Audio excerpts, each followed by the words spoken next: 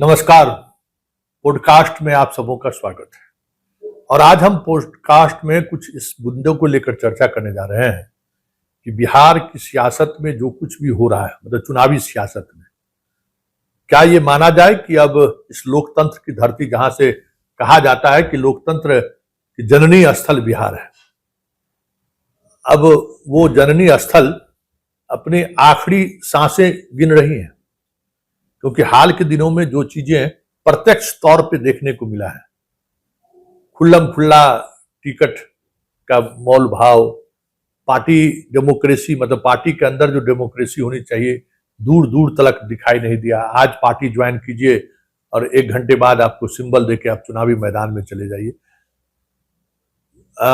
इसी तरीके की चीजें सभी पॉलिटिकल पार्टी में देखने को मिला। मतलब धन बल का उपयोग, खुल्लम खुल्ला टिकट में, ऑफ द रिकॉर्ड, सब कुछ सबको पता है। पहली बार ऐसा हुआ कि गृह मंत्री पर, भारत सरकार के गृह मंत्री 3 दिनों तक बिहार में रहे, पटना रहे, और इस दौरान 40 से अधिक ऐसे निर्दलीय प्रत्याशी जो बीजेपी के बागी होकर चुनावी मैदान में अपना नामांकन दाखिल किया, वो तमाम लोगों की मुलाकात गृह मंत्री से होती है और उसके बाद धीरे धीरे धीरे सारे लोग मैदान से बाहर हो जाते हैं, सब लोग वापस लेते हैं नॉमिनेशन। जनस्वराज के भी 3 उम्मीदवारों के साथ कुछ ऐसा ही हुआ। प्रशांत किशोर इसको लेकर प्रेस कॉन्फ्रेंस भी किए। लेकिन अगर इस चुनाव को अगर आप देखिए तो चुनाव से पहले नीतीश कुमार मुख्यमंत्री के रूप में जिस तरीके से लाभुक योजनाओं की घोषणा की, हर मतदाता के कमोबेश हर मतदाता के अकाउंट में कुछ न कुछ किसी न किसी रूप में पैसा पहुंचाया गया। बिजली फ्री दी गई, पहले से 5 किलो अनाज फ्री मिल रहा है और कई आश्वासन भी दिए गए हैं। इसी तरीके से कमोबेश तेजस्वी भी, प्रशांत किशोर भी, मतलब जितनी भी पॉलिटिकल पार्टी हैं जनता के बीच जो अब जा रहे हैं, उनके पास यही है कि आप मुफ्त में हम आप तक चीजें पहुंचा रहे हैं। जो डेमोक्रेसी का एक अपना रहा होगा, एक कह सकते हैं कि जो चीजें सोच में रही होगी, वो कहीं दूर दूर तक परिलक्षित नहीं हो रहा है। इसी मुद्दे पर हमारे साथ बात करने के लिए बिहार के पूर्व डीजीपी अभय आनंद जी हैं। स्वागत है सर आपको। धन्यवाद संतोष जी। सर, जो चीजें आप देख रहे हैं पिछले 15-20 दिनों से बिहार की राजनीति में जो चीजें सामने आ रही हैं, आप बिहार के चुनाव को सिर्फ करीब से ही नहीं देखा, आपने बिहार के चुनाव को कराया भी है। ये कहाँ जा रही है डेमोक्रेसी? आप जब इंट्रोड्यूस कर रहे थे सब्जेक्ट को, तो मैं अपनी याददाश्त को टटोलते टटोलते वर्ष 1968 में पहुंच गया। इस समय मैं क्लास 9 में पढ़ता था। अच्छा। किसी जनरल इलेक्शन में मैं गया था, लाइन को दूर से देख रहा था, क्या प्रक्रिया होती है, कैसे होता है। और सडनली एक आदमी ने हमसे पूछा, वोट देने का मन है क्या? हाँ। हम कहे कि हाँ है। तो हम भी लग गए लाइन में और 9वां क्लास में जाके वोट दे। बड़ा खुशी हुई कि हम तो वोट दे दिए इस बार। लेकिन बाहर निकल करके तकलीफ हुई कि पता नहीं ये माहौल है क्या है। वो बात हुई 1968 की। नौकरी में आ गए। पहला इलेक्शन 1980 में मैंने देखा, जब रांची जिला में ट्रेनिंग में था, एक जनरल इलेक्शन हो रहा था। तो ट्रेनिंग के दौरान मुझे बताया गया हमारे ट्रेनर एसपी ने, इलेक्शन क्या है, बैलेट बॉक्स है, उसको भेजवा देना है, कीप योर फिंगर्स क्रॉस्ड, लौट के चलाया तो वोट को गिनवा देना है। तो हमको लगा कि तो बहुत सहज चीज है इलेक्शन, मतलब भेजवा दो, प्रे टू गॉड कि कुछ नहीं हो गलत काम, और लौट करके आ जाए तो वोट गिनवा दो। तो I thought it's almost non serious, जो होना होगा वो भगवान भरोसे हो जाएगा। 81 में जब पहली बार इंडिपेंडेंटली हमको एक बाई इलेक्शन कराना पड़ा एज डिस्ट्रिक्ट एसपी। मैंने कहा कि नहीं, ये मखौल तो नहीं होने देंगे, क्योंकि इंडियन पुलिस सर्विस में आया हूँ तो एक बहुत गुमान रहता था अंदर से कि ये सर्विस का जिक्र कॉन्स्टिट्यूशन में दिया हुआ है, आईएएस एंड आईपीएस का जिक्र कॉन्स्टिट्यूशन में है, तो इसका मतलब जरूर कुछ बड़ी बात है। तो हमको, और आपको हम बताएं संतोष जी, सच पूछिए, मुझे नहीं जानकारी थी कि इलेक्शन कमीशन क्या होता है 81 में, और हम एसपी थे वहाँ के, क्योंकि लगता था ये मेरी जवाबदेही है, इसी एक वोट पर ये देश चल रहा है। तो ये सब फीलिंग आ गई थी और मैंने अपनी तरफ से बेस्ट एफर्ट किया था। उस जमाने में कंप्यूटर नहीं था, हमने एक लैपटॉप भी नहीं था, हमने कैलकुलेटर पर डेटा एनालिसिस कर करके, और कब्जा नहीं हो बूथ का, कब्जा उस समय भी होता था, जो ताकतवर है वो कब्जा का उस समय था। लेकिन हमने एकदम उसकी कहानी है जो हमने अपनी किताब में भी लिखी है, बट ये मैंने तय किया था अपने आप से और कराया, और एकदम एब्सोल्युटली कोई व्यक्ति नहीं कह सकता था कि वो वोट देना चाहता था और नहीं जा सकता। ये कोई नहीं कर सकता था। टेस्टेड हुआ ये, and I felt very happy. Carry on हुआ, कैरी फॉरवर्ड हुआ, धीरे धीरे नीचे की ओर जाता गया, और ये भी मैंने नीचे जाते हुए भी देखा, वो रुका नहीं कभी। अनेक अनेक तरह की विसंगतियां आती गईं, एक चुनाव आयोग भी बन गया, और मेरा अपना फीलिंग है कि जब हम जानते नहीं थे जिस समय कि चुनाव आयोग कोई होता है और उसकी इतनी ताकत होती है, ताकत का इस्तेमाल कभी हुआ नहीं था उसमें, बट एज एसपी हम अपना ताकत इस्तेमाल कर रहे थे। फॉर्चुनेटली डीएम लोग भी उस समय अच्छे थे, तो दोनों मिल के कर ले रहे थे। बट नाउ स्लाइड इतना फास्ट और एक्सेलरेटेड हो गया है, अब लगता है कि कंट्रोल के बाहर है। कंट्रोल के बाहर है लग रहा है, क्योंकि वो हम तो इतिहास सुना दिए 1968 से लेकर के। एज ए स्टूडेंट हमने देखा, school student, and then I saw it as SP who had to do it himself. और आपको हम एकदम ऑनेस्टली बता रहे हैं, हम नहीं सुने थे कि क्या होता है, लेकिन हम जानते थे कि एसपी होता है और डीएम होता है और उसकी जवाबदेही, और वो कर देता है। और टीएन शेषन और केजे राव के जमाने में तो जरूरत नहीं थी, किसी की जरूरत नहीं थी। एक डीएम और एक एसपी अड़ा हो जाए।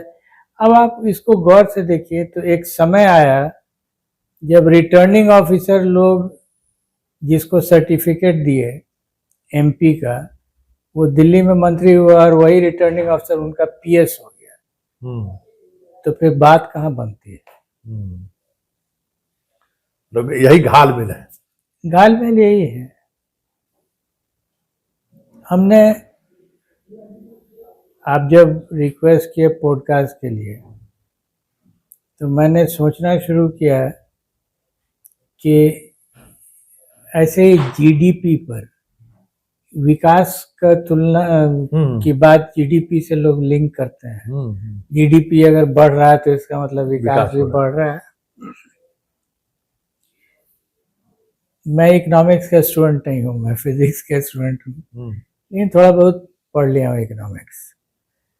आई वाज वंडरिंग कि ये दो कम्युनिटी है, not sociological community but politicians के एंड ऑफिसर्स की, ये भी कम्युनिटी है। ये दोनों कितना कंट्रीब्यूट कर रहे हैं विकास में? तो हमने खोजना शुरू किया कि जीडीपी में डायरेक्ट कंट्रीब्यूशन कितना होता है नेताजी लोगों का और अफसर लोगों का। एंड आई फाउंड कि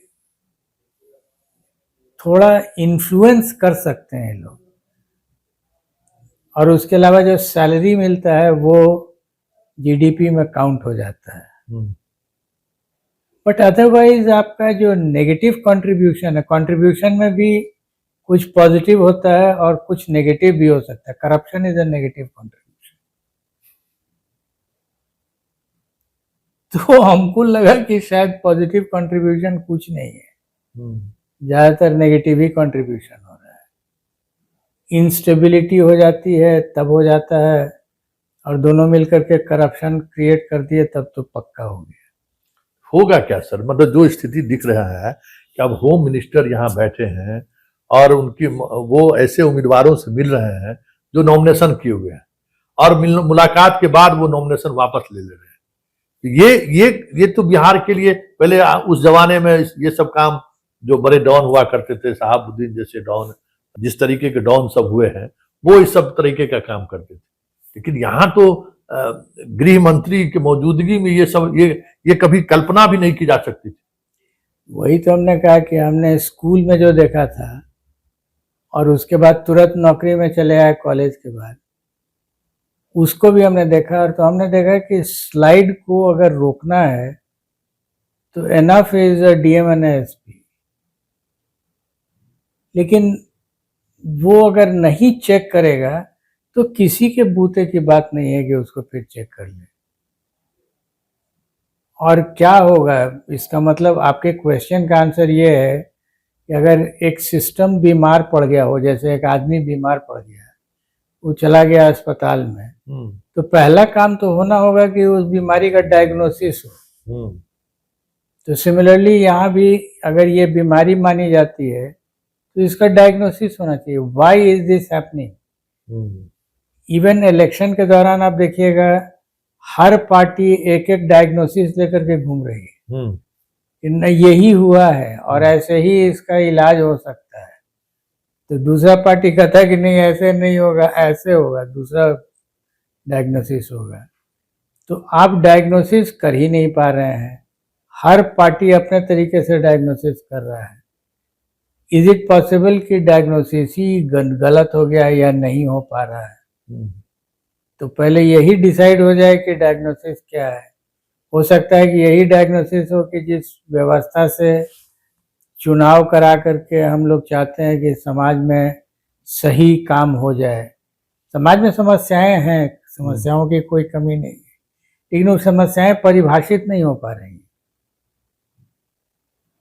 तो फिर हम क्या करें? समाज समस्या को परिभाषित करें और फिर कोशिश करें कि इसका इलाज ढूंढा जाए। What is the remedy for this element? तो आपको लगता है कि ये जो इलेक्शन प्रोसेस है वो रेमेडी ढूंढने में असफल है? आप ऐसे ही देखिए ना कि जितनी पार्टियां हैं या संगठन हैं या पार्टियों का समूह है, हर आदमी अपना अपना स्लोगन लेकर के चल रहा है। यही प्रॉब्लम है। कोई कहेगा फलाना चोर, ये गद्दी छोड़। तो is this the disease? Is this the cure for the element? ये अगर नहीं है तो फिर कोई दूसरा है।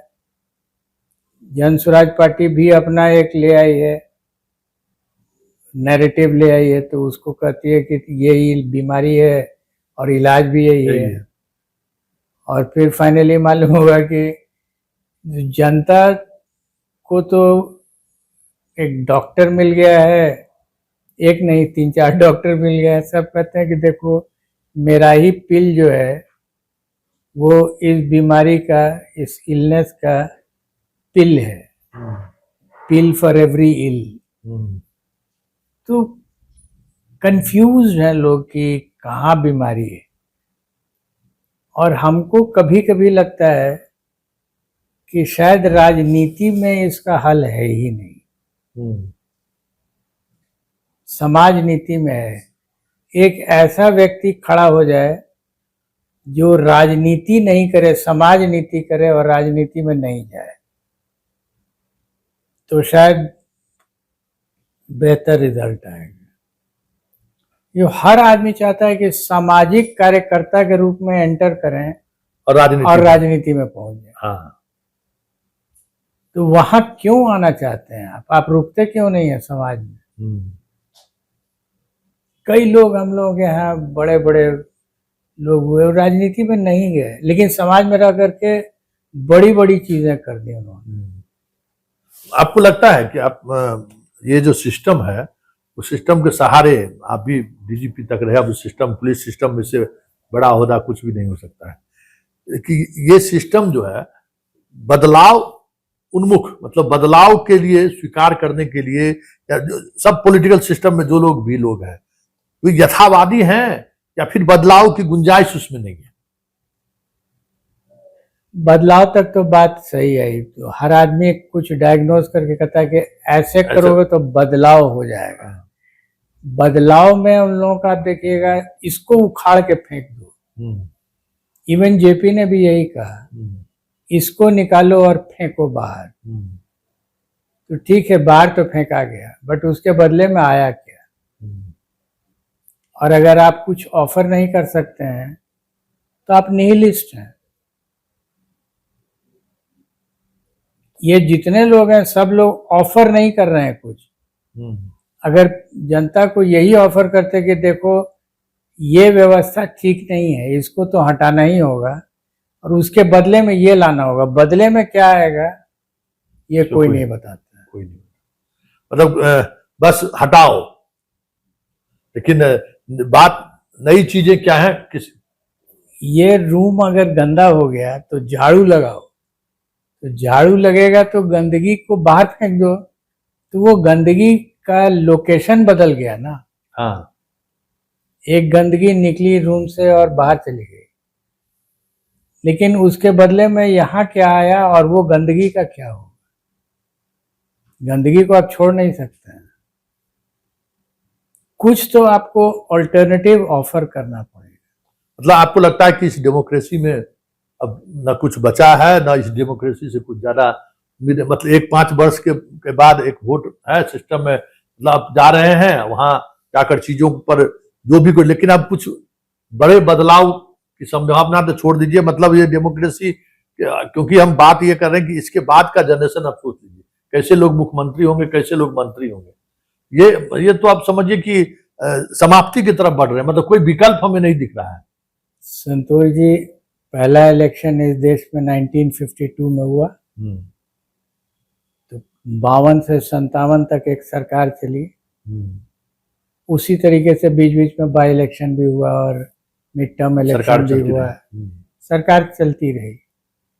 बट सब में आप देखिएगा प्रक्रिया एक ही थी, पार्टियां आएंगी, कहेंगी आपकी समस्याएं हैं, आपको परेशानियां हो रही हैं, हम पर विश्वास कीजिए, आपकी परेशानियों को हम जड़ से दूर कर देंगे और उसको आप वोट दे दीजिए और सो जाइए। एकदम पक्का यही हुआ, हर समय होता था। आप हमको वोट दिए, अब आप सो जाइए। उठिए 1957 में, 1962 में, और तब जब उठ जाइए तब खोजिए कि कुछ हुआ कि नहीं। तब लगा कि अच्छा ही तो कुछ हुआ ही नहीं, जो बोला था ये सब नहीं हुआ। उसके बाद हल्ला कीजिए कि तुमने कुछ नहीं किया, तुमको हटाएंगे, दूसरे को लाएंगे। ये प्रक्रिया चलती रही और लोग इसी विश्वास में कि नहीं बदल तो जाएगा ही, और हमने वोट दे दिया था तो अब इसका काम है करने का, हमको सोने दो मतलब हम अपने काम दिनचर्या में लग जाएं और जब इलेक्शन आएगा तो फिर जग जाएंगे। ऐसे तो नहीं चले। अच्छा, एक सर आखिरी सवाल कि मतलब अमेरिकन डेमोक्रेसी में भी वहां तो लोग अलग अलग हैं, मीडिया भी जिस दल के है उस दल का मीडिया भी है, सब कुछ है, लेकिन इंस्टीट्यूशन वहां का बहुत मजबूत है। मतलब कोई आप चुनाव जीत कर आ गए तो आपकी मनमानी चलेगी। ये जो अभी ट्रंप जो स्थिति वहां बनाए रखे हुए हैं, बहुत कुछ उनका जो बाकी सपोर्ट सिस्टम है डेमोक्रेसी का, वो उन्हें उस तरीके से मनमानी करने से रोक रहा है। क्या आपको लगता है कि इस देश में डेमोक्रेसी को हम लोगों ने तो स्वीकार किया, लेकिन जो डेमोक्रेसी के बाकी जो पिलर्स हैं उसमें जो मजबूती होनी चाहिए, इंडिपेंडेंट तरीके से जो एक काम करना चाहिए, चाहे जुडिशियरी हो, चाहे मीडिया हो, चाहे ब्यूरोक्रेसी हो। कहीं न कहीं इस पूरे प्रोसेस में जहां आज देश खड़ा है, ये तीनों इंस्टीट्यूशन का मजबूत नहीं होना, या जो प्रोसेस था इस इंस्टीट्यूशन को खड़ा करने का, कहीं उसमें कुछ गड़बड़ी तो नहीं रह गई? जो सबसे मौलिक चीज थी संविधान में, separation of executive, judiciary and legislature, ये तीनों को संविधान को बनाने वालों ने माना था, ये तीनों अपनी अपनी जगह पर अलग अलग रहेंगे, बहुत थोड़ा सा ओवरलैप होगा और बढ़िया व्यवस्था चलेगी।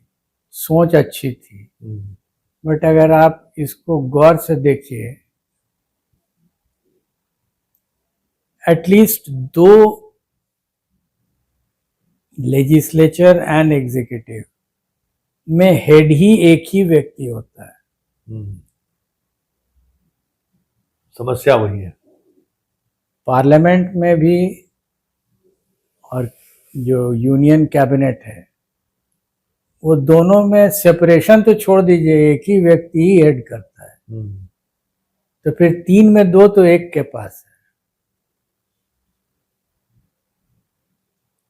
और जुडिशरी को भी वो इनडायरेक्टली कंट्रोल कर लेता है, क्योंकि जुडिशरी में भी जो आएगा, जज बन के आए या चीफ जस्टिस हो जाए या उसकी व्यवस्था को अंदर से वो ऑलमोस्ट कंट्रोल्ड है। तो फिर ये शक्ति करीब करीब एक आदमी के हाथ में चली जाती है। इसलिए बहुत कुछ उम्मीद करना, इसको बहुत गहराई से अगर देखिए, ये उस व्यक्ति पर ही डिपेंड करता है कि वो कितना इंटरफियर नहीं करता है। और जो सिस्टम है चुनाव जीतने का, उस सिस्टम में कोई सही व्यक्ति वहां पहुंच भी नहीं सकता है। तो जब एक आदमी का कंट्रोल होगा, बिहार में भी आपको एक चीज बताते हैं, ये हम भी बहुत क्लियरली नहीं समझ पा रहे थे till I had a conversation with the chief minister. अकेले बैठे हुए थे, जिसको मीडिया लैंग्वेज में लोग भूंजा पार्टी बोलते हैं आज के संदर्भ में। आज के संदर्भ में, हालांकि उनकी आदत थी शाम में थोड़ा भूंजा खाते थे। उस दिन कोई नहीं था, मम्मी को बैठा ले गया, ये बैठिए।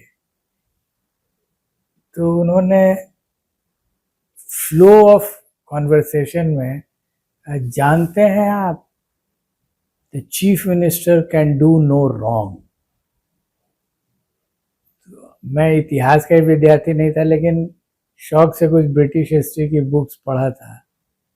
उसमें कई जगह जिक्र आता है, the king can do no wrong. थोड़ा समझते थे, हमने कहा सर जरा समझा दीजिए, king CM can do no wrong. बोले देखिए, CM is the head of the legislature. जी सर। तो लेजिस्लेचर में कलेक्टिव डिसीजन होता है। हमने कहा होता है, तो जो भी निर्णय होगा लेजिस्लेचर में, उसके लिए सीएम थोड़ा ही जिम्मेवार है, तो सब लोग मिल के ले रहे हैं, वोटिंग होता है, हो जाता है। फिर ही हेड्स द कैबिनेट। अब देखिए, एक लेजिस्लेचर हुआ, एक एग्जीक्यूटिव हुआ। ही हेड्स द कैबिनेट, तो कैबिनेट में भी कलेक्टिव डिसीजन है। जी सर। मेरा दिमाग खड़का कि ये तो नई बात हम समझ रहे हैं। तो हमको लगा कि हम एज एडीजी कोई निर्णय लेंगे तो हमारा क्या प्रोटेक्शन है, हमको तो कोई कलेक्टिव डिसीजन हम लेते नहीं है। और उसी समय हमने क्लियर कर लिया अपना माइंड कि मेरा प्रोटेक्शन लॉ है। अगर लॉ मेरे राइट साइड में है तो मेरा कुछ नहीं कोई करेगा, और किसी के कहने पर कुछ लॉ के बाहर कर देंगे तो हर कुछ गलत हो जाएगा। तो वही बात हम आपको बोल रहे थे कि one man heads the legislature, the same man heads the executive. Separation कहाँ है? घालमेल वही है। घालमेल हम शब्द नहीं यूज करेंगे, लेकिन जो हम लोग सोच के चलते हैं कि सेपरेशन है फंक्शनिंग में और वही प्रोटेक्शन है इसका, वो प्रोटेक्शन नहीं है। इसलिए ये सारी समस्याएं जो अभी आ रही हैं उसकी वजह। जो हमने डायग्नोसिस और डिजीज की बात की थी, वो उसमें कहीं ये एलिमेंट बहुत इम्पोर्टेंट हो। चलिए, बहुत सारी चीजें हैं इस ब्रॉडकास्ट के माध्यम से आप तक पहुंची होगी कि ये चीजें समझने की जरूरत है कि हम जिस डेमोक्रेसी में जी रहे हैं, या बस उस डेमोक्रेसी में हमारा आपका अधिकार सिर्फ इतना ही है कि 5 साल में एक बार जाके एक वोट डाल दीजिए वही, और उस वोट के आधार पर जो चुनकर जिनकी सरकार बनेगी, जो मुख्यमंत्री और प्रधानमंत्री बनेंगे, वो किस तरीके से आपके साथ, मतलब आपके कौज को लेकर कितने संवेदनशील है और उनकी जिम्मेवारी या जवाबदेही क्या है, इसको लेकर इस सिस्टम में कुछ भी ऐसी बात नहीं है कि हम उन्हें इन चीजों के लिए सचेष्ट कर सकें। वाकई में हम जिन बातों को समझना चाहते थे कि बिहार नहीं, इस देश की डेमोक्रेसी अब उस दिशा में पहुंच गया है जिस दिशा से के मतलब कह सकते हैं कि अब दिशाहीन कहिए, वहां से कुछ नई चीजें अब उम्मीद नहीं है। हम अभियानंद जी से यही समझना चाहते थे, क्योंकि ये पूरी तौर पर ये पूरा पॉडकास्ट ही निराशावादी है। अब उम्मीद नहीं बची है इस देश में कि कुछ नई चीजें सामने आएंगी, क्योंकि जो चीजें चल रही है इससे और भी भ्रष्ट चीजें सामने आएंगी, ये तय है। 1952 से जो चीजें चल रही हैं वो चीजें फिर पीछे मुड़ता हुआ दिख नहीं रहा। उससे हर चुनाव बाद कुछ नई विभत्सता के साथ चुनाव का परिणाम के बाद नई चीजें सामने आ रही है। अब सवाल है कि एक जनता करे तो करे क्या, क्योंकि हमें सिर्फ एक वोट देने का अधिकार दिया गया है। क्या इस वोट के अधिकार के सहारे चीजें बदली जा सकती है? चलिए, इस पॉडकास्ट को यहीं खत्म करते हैं, फिर किसी नए मुद्दों के साथ हमारी आपकी मुलाकात होगी। फिलहाल इजाजत दीजिए, नमस्कार।